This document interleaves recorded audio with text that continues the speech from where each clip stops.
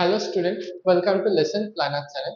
তো আজকে আমরা কি পড়বো? আজকে ওই ব্যক্তি অভিযোজন চ্যাপ্টারের মধ্যে আছে আচরণগত অভিযোজন, সেটা আজকে আমরা পড়বো। তো এর আগে আমরা আজকে অভিযোজনে কি কি পড়ে এসেছি? অঙ্গ সংস্থানিক অভিযোজন, শারীরবৃত্তীয় অভিযোজন, এগুলো পড়েছি।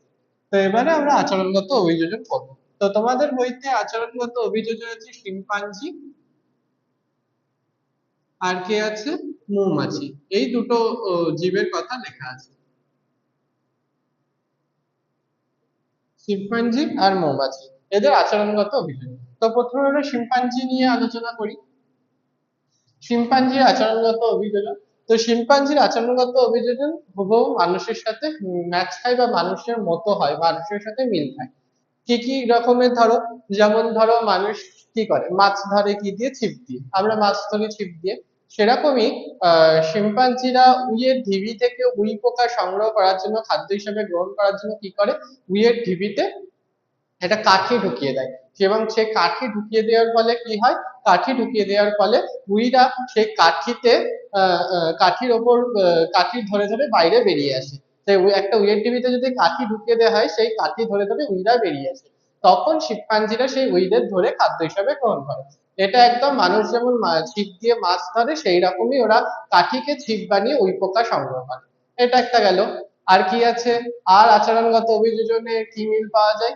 যেমন জ্বর হলে মানুষ কি খায়? ওষুধ খায়। সেরকমই শিম্পাঞ্জিদের যদি শরীর খারাপ হয়, তারা কি খায়? তারা ভেষজ উদ্ভিদ গ্রহণ করে। বনে জঙ্গলে যে সকল ভেষজ উদ্ভিদ আছে, সেগুলো শিম্পাঞ্জিরা সেবন করে বা খায়, তার ফলে রোগের নিরাময়ের জন্য।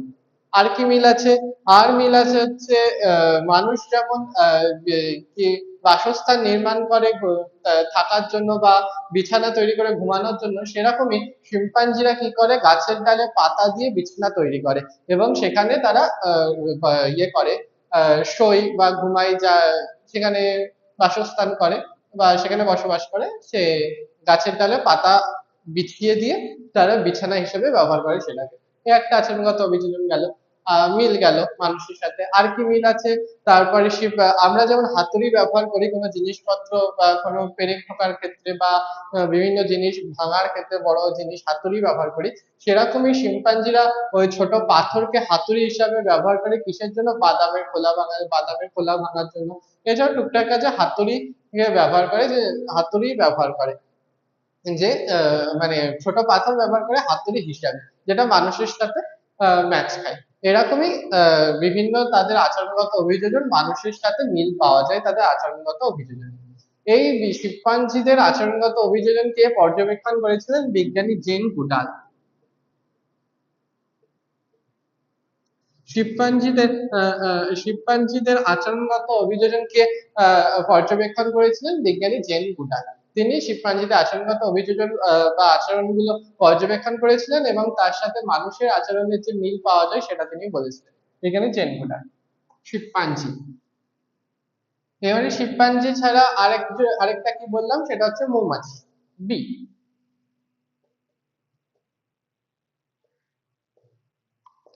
মৌমাছি। মৌমাছিদের আচরণগত অভিযোজন যেটা, সেটা কে আবিষ্কার করেন? খুবই গুরুত্বপূর্ণ, Karl von Frisch. Karl von Frisch, বিজ্ঞানী কার্ল ভন ফিশ, ইনি এই মৌমাছিদের আচরণগত অভিযোজন যেটা হচ্ছে বি ড্যান্স বা মৌ নৃত্য, এটা আবিষ্কার করার জন্য, পর্যবেক্ষণ করার জন্য তিনি নোবেল প্রাইজ লাভ করেন, বিজ্ঞানী Karl von Frisch. Karl von Frisch. তো এই বি ড্যান্সটা আসলে কি? আর মৌমাছিদের আচরণগত অভিযোজন বলতে মূলত বি ড্যান্স বা মৌ নৃত্য। এই বি ড্যান্সটা আসলে কি? বি ড্যান্স দুই প্রকারের। বি ড্যান্স কত প্রকার? দু প্রকার। একটা হচ্ছে চক্রাকার নৃত্য, আর হচ্ছে ওয়াগল নৃত্য। ওয়াগল বা ওয়াকটেলও বলা হয়। এই ওয়াগেল বা ওয়াকটেল নৃত্য আর চক্রাকার নৃত্য এই দু প্রকারের নৃত্য কি মৌমাছিদের মধ্যে দেখা যায়। এই দু প্রকারের নৃত্য তারা পরিবেশন করে কিসের জন্য? তাদের খাদ্যের উৎস বা খাদ্যের সোর্স বা কতটা দূরে আছে এবং কোন দিকে আছে সেটা নির্দেশ করার জন্য মৌমাছিরা মৌ নৃত্য বা বি ডান্স পরিবেশন করে। এবং এটা দু প্রকার, চক্রাকার নৃত্য এবং ওয়াগেল নৃত্য। প্রথমে চক্রাকার নৃত্যের ব্যাপারে আসি। চক্রাকার নৃত্যটা কিরকম? চক্রাকার নৃত্যটা দেখতে পুরো মানে সার্কেলের মতো হয়। চক্রাকার নৃত্য আমরা যদি সার্কেল, তো নৃত্যটা এরকম ভাবে হয়।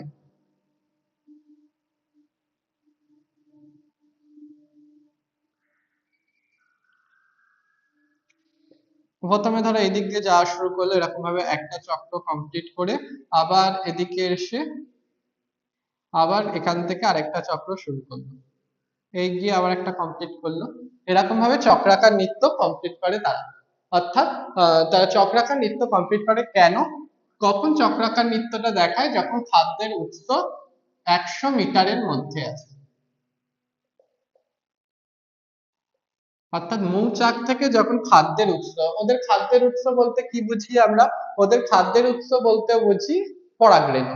এই পরাগরেণু অর্থাৎ ফুল, ফুল পরাগরেণু কোথা থেকে? ফুল থেকে। এই ফুলের গাছ বা ফুলের বাগান মৌচাক থেকে কতটা দূরে থাকে তার উপর বেশ করে হচ্ছে দুই প্রকার নৃত্য হয়, চক্রাকার এবং ওয়াগেল নৃত্য তারা প্রদর্শন করে। তো চক্রাকার নৃত্য কেন প্রদর্শন করে? যখন খাদ্যের উৎস 100 মিটারের থেকে কম দূরত্বে বা 100 মিটারের মধ্যে থাকে। 100 মিটারের মধ্যে থাকলে তখন তারা চক্রাকার নৃত্য পরিবেশন করে। আর চক্রাকার নৃত্য এরকম ভাবে হয়। আরেকটা আছে ওয়াগেল নৃত্য। এবং এই ওয়াগেল নৃত্যটা খুবই গুরুত্বপূর্ণ মৌমাছিদের ক্ষেত্রে। এবং এটা এই ওয়াগেল নৃত্যটা তাদের ক্ষেত্রে বিভিন্ন মানে তাৎপর্যপূর্ণ, অর্থাৎ ডিরেকশন বোঝানোর জন্য, কতটা দূরে আছে সেসব বোঝানোর জন্য ওয়াগেল নৃত্যটা খুবই গুরুত্বপূর্ণ। এবার আসি ওয়াগেল নৃত্য।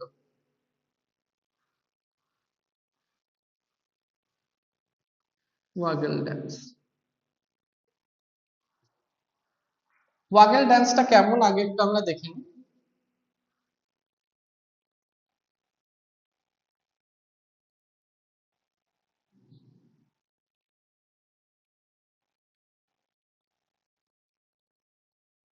অর্থাৎ একবার উপরে উঠছে, এদিকে যাচ্ছে, এদিকে যাচ্ছে, এদিকে যাচ্ছে, আবার উপরে উঠে এদিকে যাচ্ছে, এদিকে যাচ্ছে, এদিকে যাচ্ছে। অর্থাৎ একদিকে হাফ সার্কেল করে এরা কমপ্লিট করে। আর এটা দেখতে ইংরেজি 8 অক্ষরের মতো। দেখো 8 অক্ষর যদি আমরা ঘুরিয়ে দিই তাহলে ইংরেজি 8 অক্ষরের মতো দেখতে ওয়াগল নৃত্যটা দেখায়। ইংলিশে 8 লেটার, 8 এর মতো দেখতে, নাম্বার 8 এর মতো দেখতে ওয়াগল নৃত্য। তা ওয়াগল নৃত্যটা কেন গুরুত্বপূর্ণ? ওয়াগল নৃত্যটা গুরুত্বপূর্ণ এই কারণে, যখন খাদ্যের উৎস 100 মিটারের বেশি হয়, গ্রেটার দ্যান 100 মিটার,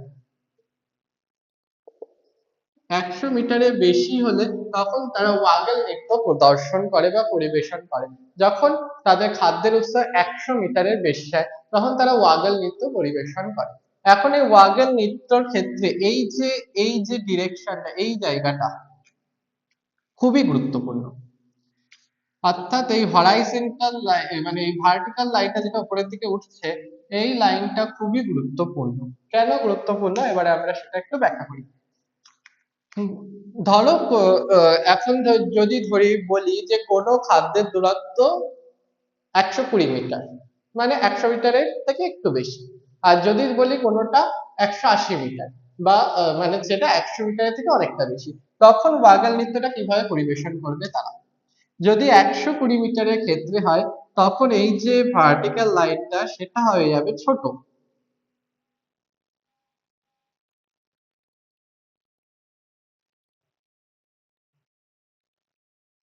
ছোট হয়ে যাবে।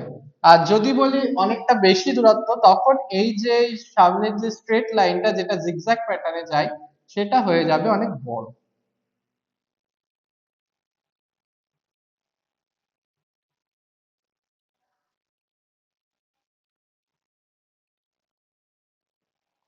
এটা হচ্ছে কম দূরত্ব, এটা কম, আর এটা বেশি।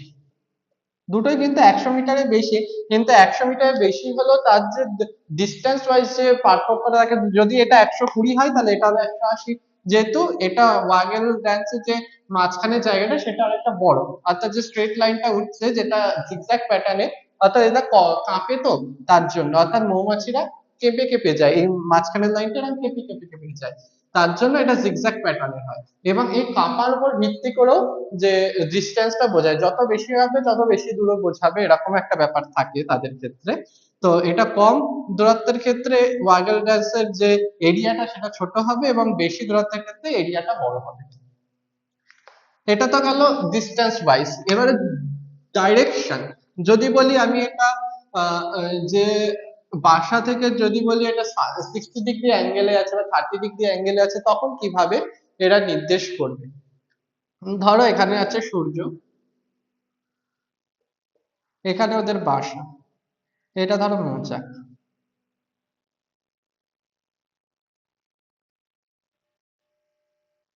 ধরিলাম মৌচাক।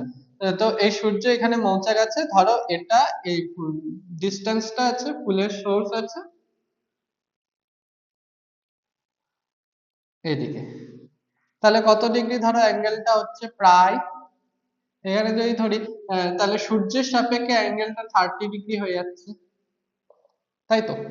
এটা যদি 30 ডিগ্রি ধরি সূর্যের সাপেক্ষে, ধরলাম 30 ডিগ্রি হচ্ছে, তাহলে ওয়াগেল ড্যান্সটা এটা যদি হরাইজন্টাল লাইন হয় এমনি, সরি হরাইজন্টাল বলছি, এটা যদি ভার্টিক্যাল লাইন হয়, ভার্টিক্যাল লাইন হয়, তাহলে ওয়াগল ড্যান্সটা কিরকম ভাবে হবে? ওয়াগল ড্যান্সটা হবে হচ্ছে এরকম, ঠিক?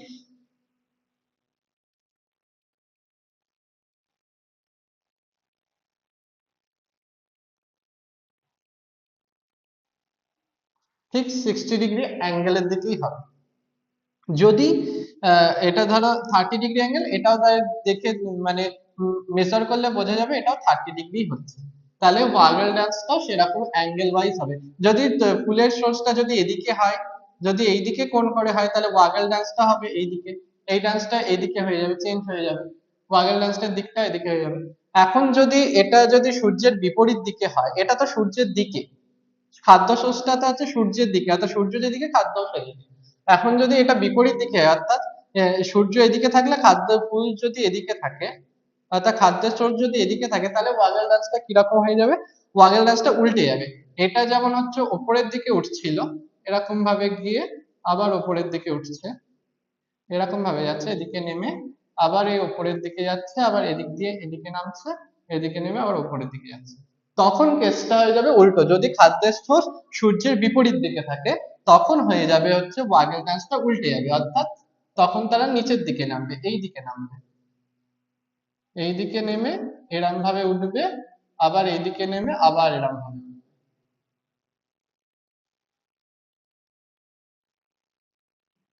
অর্থাৎ উল্টে যাবে, ডিরেকশন উল্টে যাবে, এটা যেমন এই দিকে মুখ ছিল আর এটা হয়ে যাবে এদিকে মুখ, অর্থাৎ মিডিলের যে লাইনটা সেই লাইনটার মুখটাই হবে হচ্ছে কোন দিকে খাদ্যের সোর্সটা আছে।